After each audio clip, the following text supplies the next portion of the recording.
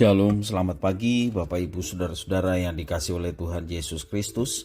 Jumpa kembali bersama saya Pendeta Eka di dalam renungan firman Tuhan pada hari ini, hari Rabu 13 Oktober 2021. Sukacita dan damai sejahtera dari Tuhan kita Yesus Kristus kiranya terus menyertai kehidupan kita. Puji nama Tuhan. Sampai pada pembacaan kita hari ini, 2 Tawarik pasal yang terakhir, yakni pasal 36.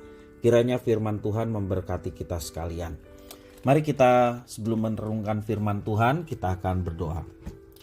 Tuhan Allah Bapa di surga yang kami puja, kami sembah di dalam nama Tuhan Yesus. Kami sungguh bersyukur dan berterima kasih untuk setiap kebaikan Tuhan yang boleh kami alami sampai pada pagi hari ini. Dan kami mau terus mengisi hati dan pikiran kami dengan kebenaran firman Tuhan. Kau yang mampukan untuk kami dapat memahami apa yang Kau maksudkan, juga Engkau menolong kami untuk kami dapat terapkan dalam kehidupan kami setiap hari. Karena hanya dengan itulah nama Tuhan dipermuliakan dalam hidup kami.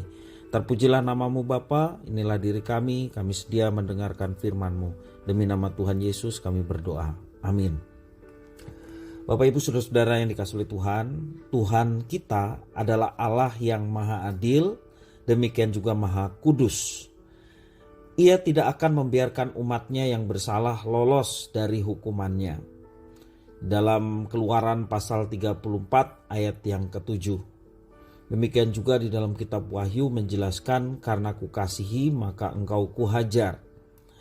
Dalam murkanya ia mengingat akan kasih sayangnya dan selalu memberikan pengharapan bagi umat yang dikasihinya.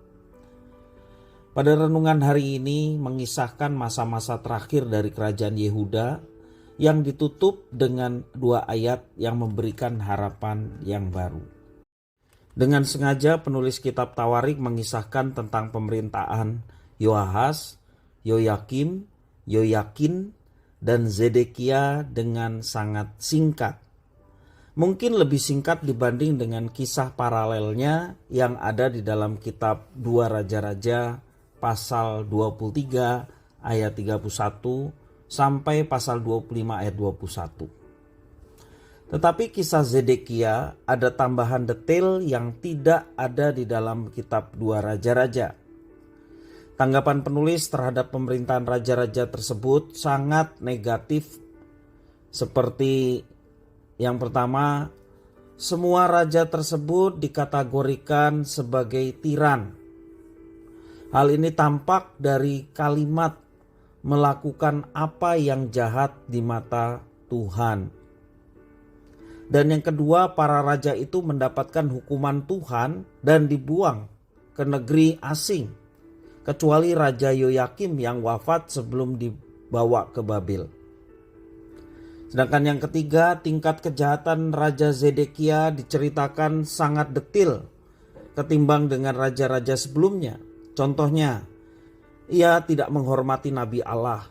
Ia menajiskan bait suci, membawa bangsa Israel menyembah pada berhala, memberontak kepada Raja Nebukadnezar, mengeraskan hati untuk tidak bertobat, dan lain sebagainya.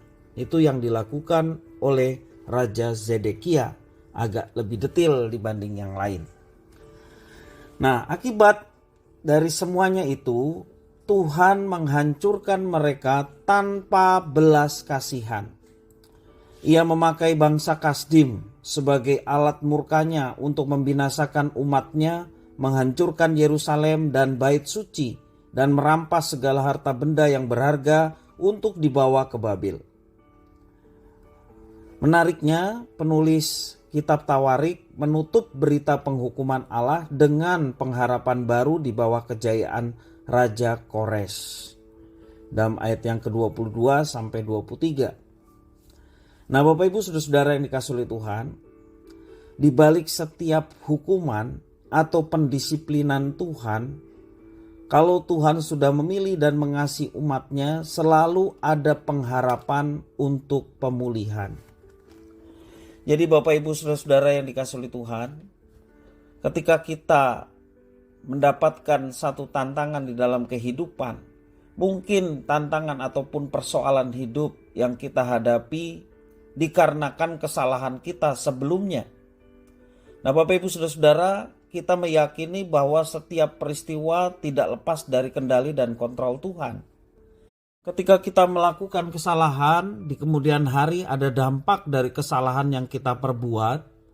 Dan percayalah Bapak Ibu Saudara-saudara, ketika kita mengalami hal itu juga menjadi pembentukan dari Tuhan untuk kita, supaya kita kembali kepadanya, berharap kepadanya, karena Tuhan ingin supaya kita itu kembali bertobat dan berserah kepadanya.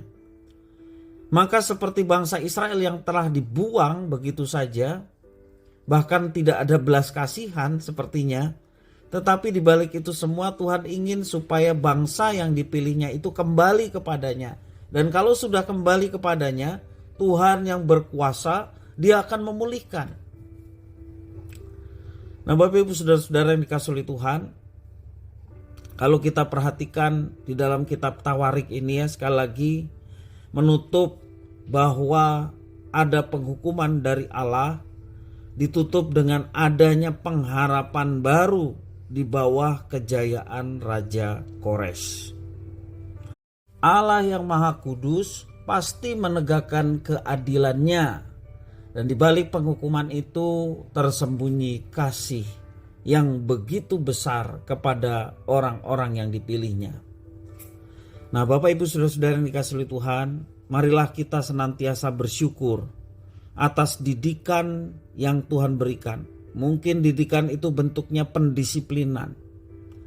Tentu saja pendisiplinan dari Tuhan sifatnya adalah untuk mengembalikan kita kepada apa yang Dia kehendaki. Sehingga didikan itu dilakukan dengan penuh cinta kasih untuk memulihkan umatnya. Bapak Ibu Saudara-saudara, kiranya melalui kebenaran firman Tuhan di pasal yang terakhir ini, kitab 2 Tawarik, boleh menjadi berkat bagi kita. Kalau kita mendapatkan tantangan, mungkin tantangan atau masalah itu terjadi karena keputusan yang salah di waktu yang lalu, ataupun tindakan yang tidak berkenan di waktu yang lalu, kita datang kepada Tuhan, mohon pengampunan dan bertobat, dan kita tahu bahwa segala sesuatu Tuhan izinkan supaya kita kembali.